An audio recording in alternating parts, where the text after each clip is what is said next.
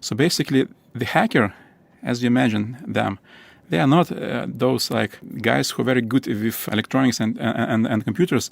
These are good psychologists.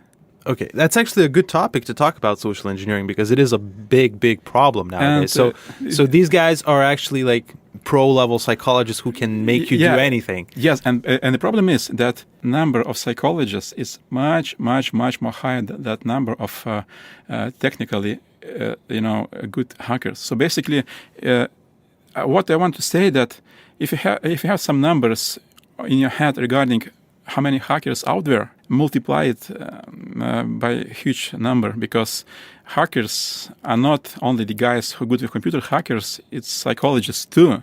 Okay. So there is a lot more of hackers than you might think about them. So, and it's very, and a lot of tools for hacking, they made so convenient that almost anyone can use them.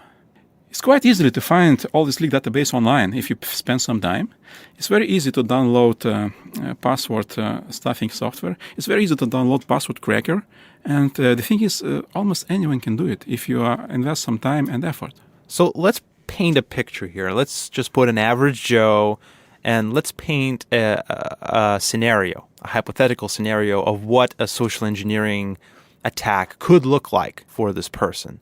So let's say they get a call or something. What would that look like? Well, I'm not putting my money on call because keeping in mind today's people, they are afraid to make a phone calls, and people are afraid to answer the calls. So this is a bad idea for social engineer to attack using this vector, because the majority of your victims won't answer this call. I would do something with messaging, with messengers, with Discord, with for all the guys' emails. So basically, the attack vector would be the communication channels you're using the most. So expect getting some fishy message on Discord, on some messenger, and these scenarios and the ways we try to hack you, it's like infinite. And if you think that you will receive email or message, I'm a Nigerian prince with $5 million, that's all, think again, because the scenarios are really, really good, and they can target anyone, and anyone could fall into that. So basically, if social engineering are employed against you, you probably the high percentage of chance that you would receive some kind of message from outside asking you to do something which is beneficial for the threat actor. Clicking on a link of some kind. Yeah, it's classic. To download or open some file is also classic. And it could even start without a link. It would just start as a conversation of some kind. Correct. Yeah. Sometimes they have this kind of communication just to gather information for next attack. For example, if hackers like to send like short and almost nonsense letters to companies asking nothing.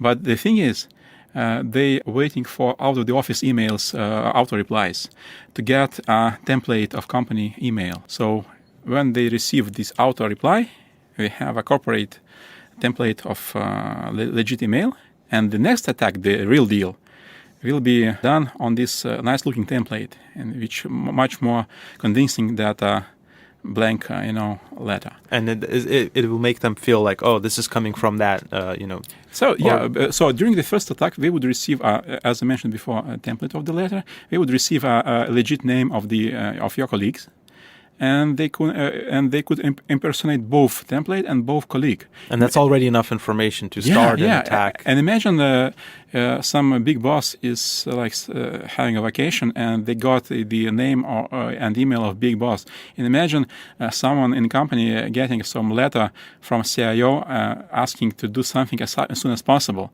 And a lot of people, because of this sense of urgency and fear of superiors, would do stuff without double-checking the source of this letter. This is psychology, to make your victim uncomfortable, make your victim anxious, and people will do mistakes. Yeah, so if you are a target of social engineering, expect the bad guy trying to make you anxious. And you need to question them. Like your defense is probably just questioning every move every thing that they say, and you just ask them, like, is this really the guy that I work with, or is this really the person that they say they are? Maybe not the person, but the outcome they want from you. If you should set some mental, red flags for yourself, after those you won't do anything. For example, if someone asks to transfer money, this is a red flag, no matter the story. I see. That actually is a good point. Just question what they're asking you to do. Yeah, don't analyze the trip, analyze the destination. But I think the problem is that sometimes people just forget about that and they just do it anyway. They just they forget about the action that they're doing and the potential consequences of that action. So they're just going to do it anyway. But it is a good point to do that. Now, you also mentioned about a boss going on vacation. And this was another topic that I wanted to bring up, is about the social media world that we live in. With the rise of Instagram, TikTok, Facebook has been a while for